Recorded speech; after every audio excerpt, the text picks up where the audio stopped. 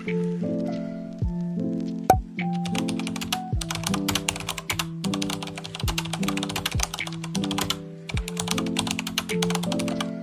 pada dasarnya adalah kunci dari kehidupan manusia.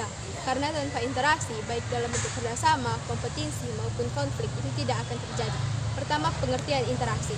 Interaksi sosial adalah hubungan-hubungan yang terjadi antara individu dan kelompok, dan antar kelompok dan kelompok. Kedua, tahapan terjadinya interaksi sosial. Ada dua tahapan terjadinya interaksi sosial. Yang pertama itu ada kontak sosial, dan kedua itu ada komunikasi. Kontak sosial dapat dilakukan tanpa harus berjumpa secara langsung dengan individu yang lain. Teknologi komunikasi dapat memperantarai perjumpaan individu-individu itu. Sebagai contoh, telepon nih dapat mempermudah komunikasi yang tidak terbatas ruang dan waktu. Selanjutnya itu ada komunikasi. Mengapa sih orang perlu berkomunikasi? Karena orang perlu menyampaikan sesuatu, baik pikiran maupun perasaan mereka pada orang lain. Komunikasi selalu digunakan bahasa atau pembicaraan, gerak tubuh atau sikap.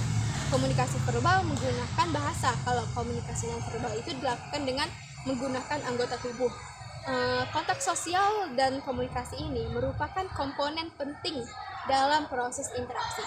Makna akan hilang dengan sendirinya apabila kontak sosial yang dilakukan terjadi tidak diiringi dengan komunikasi. Ketiga, faktor-faktor interaksi sosial. Pertama, ada imitasi.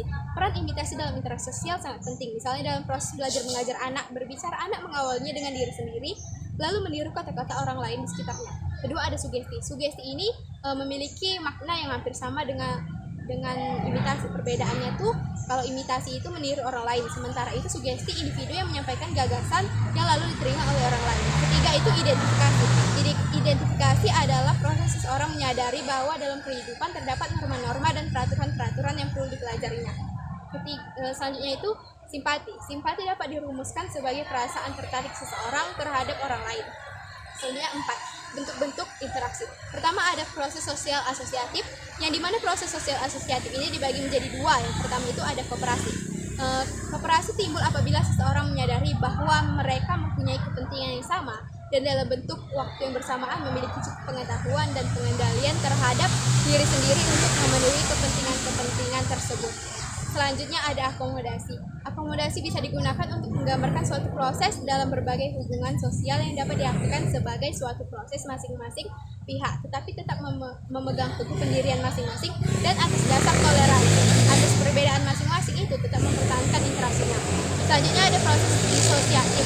Proses disosiatif ini pertama itu persaingan. Suatu proses persaingan antara individu atau kelompok dengan kepentingan berbeda mencoba memaksimalkan keuntungan dirinya sendiri. Selanjutnya ada kontravensi. Kontravensi ini bentuk proses sosial yang berada antara persaingan dan pertentangan atau pertikaian.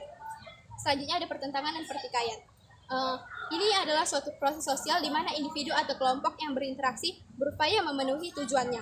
Kelima, pendekatan interaksi sosial simbolik. Menurut Goffman, pada saat berinteraksi akan ada individu yang membuat pernyataan yang disebut dengan konsep impression dan ada individu yang memperoleh kesan yang disebut konsep expression.